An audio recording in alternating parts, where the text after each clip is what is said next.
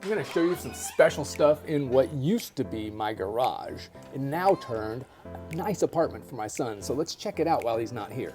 Come on in, I wanna show you some of these awesome stuff that we put in. I'm gonna go kitchen first because this little monster right here, perfect. It's little but mighty, holds tons of food, tons of frozen here, and more down there.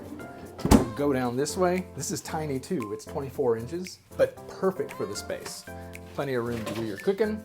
And tiny wise, this is pretty tiny. It's a 18-inch dishwasher. Does everything you need in this space because you're not in a palatial place, and it just toss it in there. It works just like a giant one.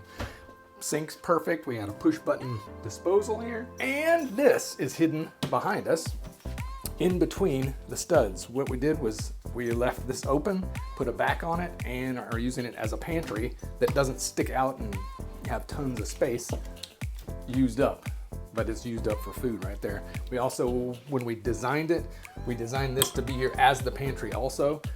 It kind of works as more like a desk holder, but you can put food and pantry items in it too. This was gonna be on the wall higher so you could throw a laptop underneath it, because this had to serve two purposes. One, you're gonna eat at it, 2 people, maybe 3 people hanging out eating. And if you're here on business, you can put your stuff out, laptop here, plug in over there, and it's used as a desk. This really helped out a lot when we got the super deep cabinets for pots and pans. And then got trash here. Of course it's trashy. And then this is the ever-present junk drawer that everybody has. So let's look above me. These right here, these beams, they are fake beams. Actually, there are 2x12s in there going from the peak to the edge of the building because it was a hip roof. We did not want to cover them with drywall. It wouldn't have looked great, so we used them kind of as a focal point and covered them in pine and stained them. Since this is like your typical garage and it's 18x20 approximately, those beams, 4 beams, go down on each corner, and we just didn't, like I said, we didn't want to cover them in drywall and have boring looking angles. So there's 4 beams in here because there's 4 corners. And you'll notice each of them is stained. The one in the bathroom is stained a little bit different color to match what we had going on in there. The light above me, that is just too cool. It's all bamboo and it worked perfect for this area. And the other one over here, nice mood lighting. And it doesn't bathe the place in light, and it makes it nice and cozy. While we're still in the living area, I do want to impress upon you that this is still a garage, right? We left the garage door on the outside, and maybe we show you a picture of that later, but this little cavity right here, this is a built-in, actually what you're seeing here is a wall that was built in front of the garage door out to the alley. That's still left there, so when you look out of the alley, it looks like a garage from the back. It doesn't look like a living space at all. So it's just a little nook and cranny that you can cram stuff in. You don't have to put your cleaning stuff in there. If you want to put books and whatever, have at it. But across here, this is all garage door until you get to the other side. AC we put in. This is a mini split. Services the area perfectly, stays nice and cool or nice and warm during the winter. Most important, listen to me.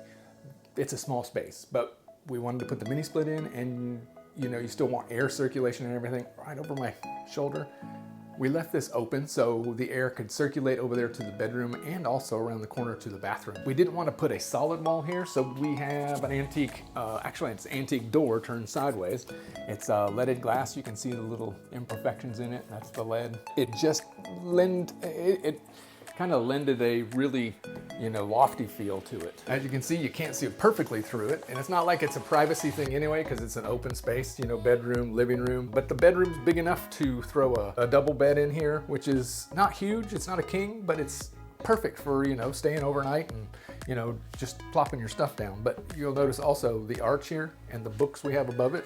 This was carved out space above it that we felt it would be a waste not to use it, to just be able to throw some books up there or tchotchkes or whatever you think. But the arches, we put 2 arches in, I think because we love arches, and it's just a different visual than what you're used to seeing. Also here, now that we're in the bedroom, this is the end of that garage door right here, and we just we framed around it. And this is, 8 inches, I think? That's probably what it sticks out in the normal garage. And this comes back and makes a nice little cubby to shove the bed in. So we put a little of this dentile molding up, kind of made a headboard out of the wall instead of having to have a headboard in here. This ladder, there's a story behind it. It's not a ladder, it's a stool. We need to use it for what's behind or in front of me. We didn't really think it out well, but it happens sometimes. This is a full-size washer and dryer, and keep in mind this is a 360 square foot plus or minus garage, and it has a full-size washer and dryer, so everybody can wash their clothes in here. 5 people could. We needed storage, like we were looking for storage everywhere, and we thought, you know what, we'll put one of these in because that provides a lot of storage, you know, for towels, for you don't have to have a different cubby for this, it can all go in here. Well, unless you're 6'8", you have little problems getting up here to your buttons. So that's why we have that hanging out in the open. My son, 6'5", he can handle it.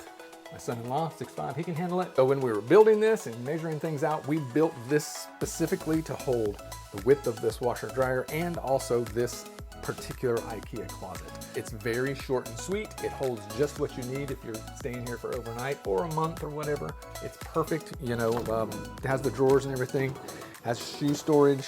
My daughter comes here periodically with 2 dogs and everything's cool. I think it'll work also really, really well as a short-term or Airbnb, you know, like I said, a week to a month. Also, look up here. We put electrical before the drywall went up. Yeah, we put an LED tape light up there in a switched outlet. So more mood lighting, kind of ups the ante a little just so it's not boring. Again, we by no means like to be boring hosts, so that's why we put little things like the lights in and the different, you know, kind of nooks and crannies around the place. But here's the bathroom. You'll notice it's kind of manly colors. Got an antique picture in here. The wallpaper worked perfect with the tile we have.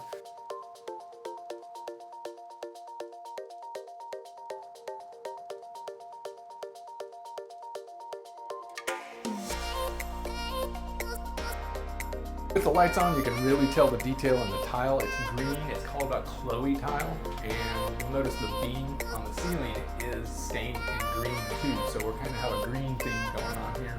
Kind of like we used really thick marble on our thresholds. We're in the business, so I did find some really thick marble that I wanted to use for this transition. I wanted to feel like a Empire-ish hotel feel, and it really did it. It's, you know, not the thin stuff that you get at Home Depot.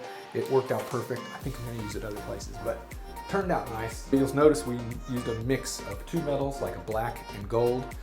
It really balanced out nicely, and you know what? I don't get to use it enough. And another little thing we did in here, which is kind of special, I think, is we used a solder course of tile around the bottom. See how it's all standing straight up? And it even comes out here. We didn't have to use a sanitary tile or anything.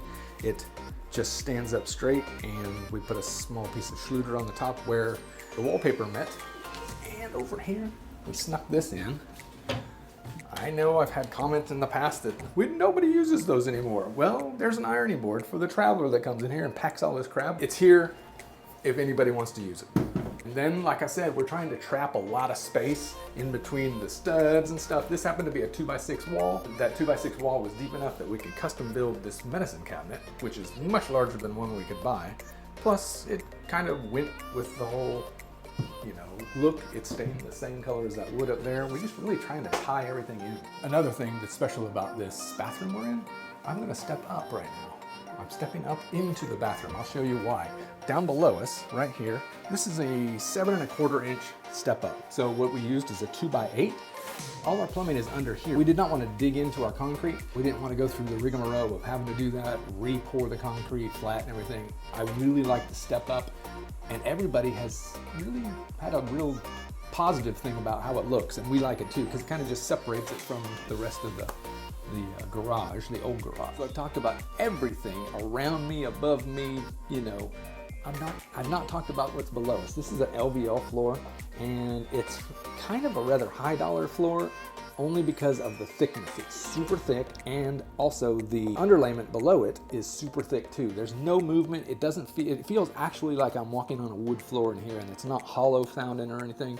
So I think that was a big plus to put in here too. Also, it's waterproof over there by the kitchen. I'm telling you, it's just a big plus. It makes it look all that much more richer. Instead of, I'm not saying that you can't paint your concrete in your garage and everything and it work, but I've seen that versus this, and I love this feel. So another special thing we have is this door that opens up to a patio. Yes, this is a screen on the inside, and you can just shut all that nasty Florida bugs out or anything else going on and enjoy your sleep with a nice breeze in here. It's great.